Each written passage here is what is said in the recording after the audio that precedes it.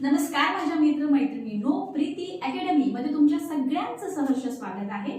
मागील व्हिडिओमध्ये आपण बरेचसे पॉइंट डिस्कस केलेले आहे, जसं प्रायोगिक पद्धत, त्याच्यानंतर आणखी काय केलं आपण, इंडिरेक्ट टू डिरेक्टिव्ह मेथड, हस्टनची भौगट उपपत्ती, डेव्हलपमेंट केलं आपण, है ना। तर आज मी तुम्हाला असाच एक इम्पॉर्टंट टॉपिक मी तुम्हाला शिकवत आहे। टॉपिकचं आपलं नाव आहे पियाजे यांचा बोधात्मक विकासाचा सिद्धांत। टॉपिक खूप जास्त इम्पॉर्टंट आहे, प्रत्येक पेपर मध्ये तो विचारला जातो, है ना।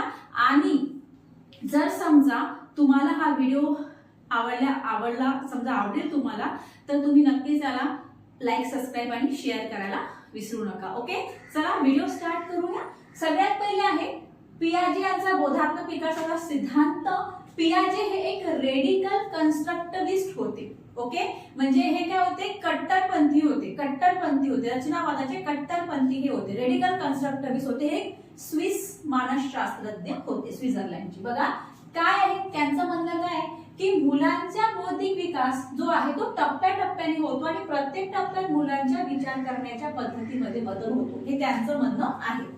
मुलं स्वतः अनुभव घेतात आणि वातावरणाशी संवाद साधून शिकतात। मुलं काय स्वतः अनुभव घेतात पहिले आणि वातावरणाशी एन्व्हायरमेंटशी संवाद साधून ते शिकतात। त्यांच्या मते वातावरणातील परिस्थितीशी तोंड देऊन स्वतःचे प्रतियोजन करण्याची क्षमता म्हणजे तुमची बुद्धिमत्ता। लक्षात आपण काय पाहतो, आपण बघत आहोत पियाजेचा बोधात्मक विकासाचा सिद्धांत।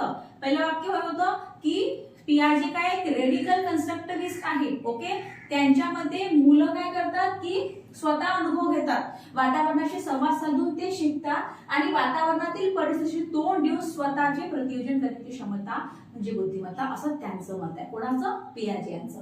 आणखी काय म्हणतात ते की children are not less intelligent than adult, they think differently.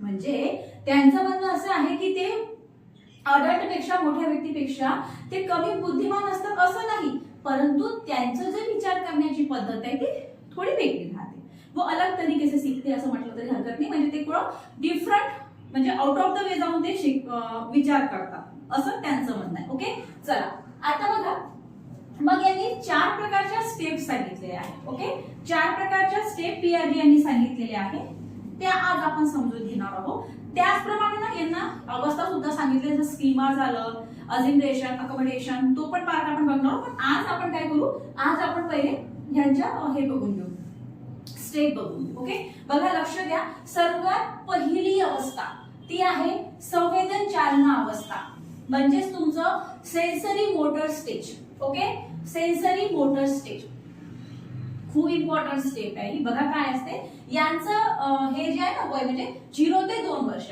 जन्म ते 2 वर्षापासूनची ही अवस्था असते संवेदन चालन अवस्था, सेन्सरी मोटर स्टेज।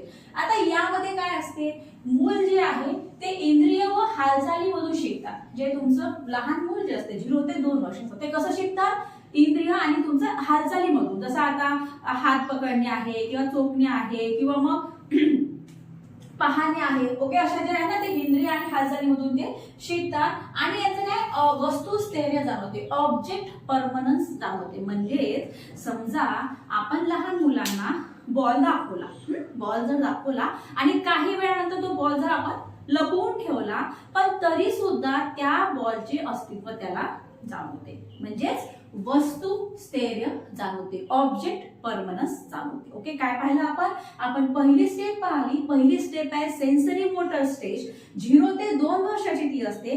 त्यामध्ये एक तर मूल इंद्रिय व हालचालीमधून शिकतात फर्स्ट, अँड सेकंड वस्तू स्थैर्य जाणवते, ऑब्जेक्ट परमनन्स जाणवते। दुसरी अवस्था आहे पूर्व संक्रियात्मक टप्पा। पूर्व संक्रियात्मक टप्पा जो आहे तो 2 ते 7 वर्षाचा आहे, प्री ऑपरेशनल स्टेज। मला असं वाटते मराठीमध्ये ना खूप वेगवेगळे नावं आहेत, तुम्ही जर इंग्लिश मध्ये नावं लक्षात ठेवले तर जास्त फायद्याचं राहील, कारण की इंग्लिश मध्ये कसं एकच नाव राहते, त्याच्यामुळे ते म्हणजे आपल्या लक्षात राहण्यास, कारण की मराठीमध्ये मग कधी आता जसं हे आहे ना सेन्सरी मोटर स्टेज, याला वेदनात्मक कारक अवस्था पण म्हटलं जाते। मग आता 2-3 नाव आहे, हे लक्षात ठेवून तुम्ही कन्फ्युज होऊन जाणार, मग एकच लक्षात ठेवा सेन्सरी मोटर स्टेज। पूर्व संक्रियात्मक टप्पा प्री ऑपरेशनल स्टेज, ही काय 2 ते 7 वर्षाची। यात काय होते, एक तर भाषा विकसित होते, तुमची भाषा विकसित होते लहान मुलांची, कल्पनाशक्ती वाढते, स्वकेंद्रित विचार वाढते। आता बघू आपण काय असते तुमचं नेमकं काय असते. एक तर भाषा विकसित होते 2 ते 7 मध्ये मूल जायला लागतात ना शाळेमध्ये, बालवाडीमध्ये किंवा मग नर्सरीमध्ये जायला लागते, तर त्यांची भाषा विकसित होते, कल्पनाशक्ती सुद्धा त्यांची वाढते आणि स्वकेंद्रित विचार ते करतात. त्यांना काय वाटते माहितीये की बाई पाऊस पडत आहे ना माझ्यासाठी पडत, ते स्वकेंद्रित इगोसेंट्रिझम राहते ते त्यांचं. आणखी त्यांना असं वाटते की आज सूर्य जो उगवला आहे तो माझ्यासाठी उगवला आहे, चंद्र माझ्याकडेच बघत आहे, म्हणजे असं स्वकेंद्रित विचार त्यांना. आणि जो बाळ असतं ना ते कल्पनाशक्तीमध्ये, कल्पनारम्य वातावरणामध्ये येतो. म्हणजे जसं तुम्ही बघितलं असेल लहान मुलं किंवा आपणच, जसं तर काठी आहे ना, काठीचा आपण गोळा गोळा करून खेळत होतो है ना, खेळत होतो की. त्याच्यानंतर यांचं कसं आहे की आता समजा 4 पायाचा तुमचा प्राणी आहे, 4 पायाचा प्राणी आणि एक शेपटीचा, समजा त्याला मी गाय म्हटलं, गाय सांगितलं घरातलं की हे गाय आहे, तर मग की ते कुठलंही 4 पायाचा आणि शेपटीवाला प्राणी त्याला ते गाय संबोधूनच हे करतात. म्हणजे तो त्यांचं हे नसते झालं, ते कल्पनाशक्ती असते, तेवढं त्यांचं डेव्हलपमेंट झालेलं नसते. ओके, ही प्री ऑपरेशनल स्टेज आहे 2 ते 7 वर्षाची.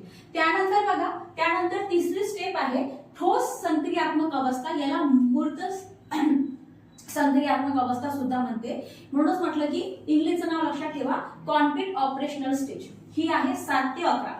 हे कधी आहे? 7 ते 11. ओके, बघा आता याच्यामध्ये काय असते, तर्कशक्तीचा विकास होतो, संरक्षण संकल्पना समजते आणि प्रत्यक्ष वस्तूवर आधारित विचार असते. संरक्षण संकल्पना म्हणजे काय? कंझर्वेशन मेथड ची संकल्पना यामध्ये त्यांना समजते. आणि यांचं काय तर्कशक्ती विकसित होते, रिझनिंग पॉवर, तर्कशक्ती यांचाही होते. आणि संरक्षण संकल्पना समजते आणि प्रत्यक्ष वस्तूवर आधारित विचार समजते. इथे नाही समजत. इथे काय असते की इथे त्यांना असं वाटते,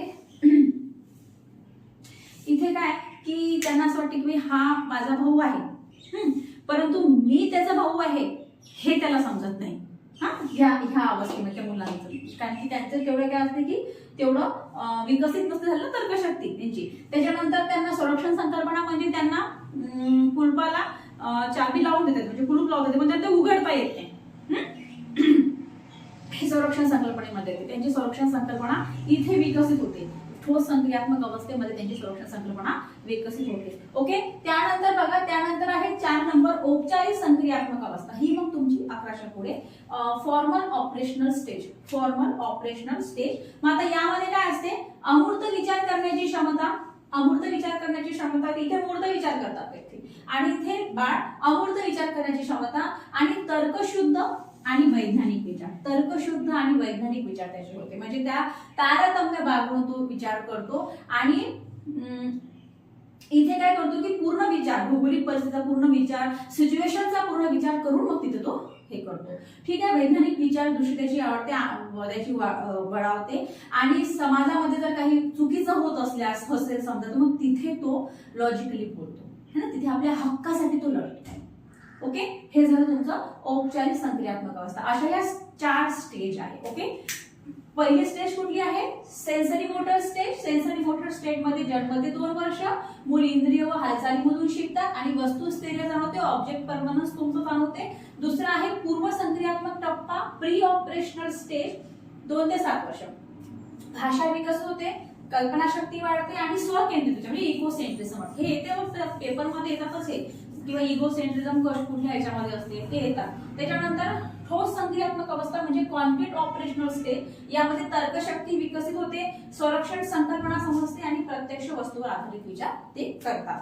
त्यानंतर औपचारिक संक्रियात्मक अवस्था फॉर्मल ऑपरेशनल स्टेज 11च्या पुढे अमूर्त विचार करण्याची क्षमता वाढते, तर्कशुद्ध आणि वैज्ञानिक विचार ते करतात. हे ह्याला 4 आहे. आता आपलं सगळ्यात महत्वाचं काम म्हणजे ट्रिक. तुम्हाला मी ट्रिक सांगते आणि या ट्रिकच्या थ्रू तुम्ही लक्षात ठेवा की कुठल्या तुमच्या अवस्था आहे. सगळ्यात पहिले बघा, आपली ट्रिक अशी आहे, सम पीपल कॅन फ्लाय. बघा, लक्ष द्या. सम म्हणजे काय तुमचं सेन्सरी मोटर म्हणजे काय 0 ते 2 वर्ष. पीपल म्हणजे काय प्री ऑपरेशनल 2 ते 7 वर्ष. कॅन म्हणजे काय कॉन्क्रीट ऑपरेशनल मूर्त संक्रियात्मक 7 ते 11 वर्ष. आणि फ्लाय म्हणजे फॉर्मल ऑपरेशनल म्हणजे औपचारिक संक्रियात्मक अवस्था 11च्या पुढे. आलं लक्षात? इझी आहे सिद्धांत. खूप सोपं आहे. आपण 4 स्टेज सांगितलेले आहे. 4 स्टेज मध्ये आपण पहिले सेन्सरी मोटर बघितली, मग आपण प्री ऑपरेशन बघितली, मग कॉन्क्रीट बघितली आणि नंतर आपण फॉर्मल बघितली. ओके, सेन्सरी मोटर मध्ये 0 ते 2 वर्ष, प्री ऑपरेशनल मध्ये 2 ते 7, कॉन्क्रीट ऑपरेशन मध्ये 7 ते 11 आणि तुमचं फॉर्मल ऑपरेशन स्टेज मध्ये 11च्या पुढे. ट्रिक सांगितली. ट्रिक होती की सम पीपल कॅन फ्लाय आणि सम म्हणजे सेन्सरी मोटर, पीपल म्हणजे प्री ऑपरेशन, कॅन म्हणजे कॉन्क्रीट ऑपरेशन, फ्लाय म्हणजे फॉर्मल ऑपरेशन. ठीक आहे, आलं तुमच्या लक्षात. हे हा सिद्धांत आहे बोधक विकासाचा आणि यामध्ये परत स्कीमा, अकोमोडेशन हे सगळं पण आहे. हे सुद्धा मी तुम्हाला नेक्स्ट पार्ट मध्ये सांगेल. याचा पार्ट बी पण येईल, त्यामध्ये मी तुम्हाला हे सांगेल. ठीक आहे, मग या व्हिडिओमध्ये एवढंच. आय होप तुम्हाला हा सिद्धांत लक्षात आला असेल. थँक्यू.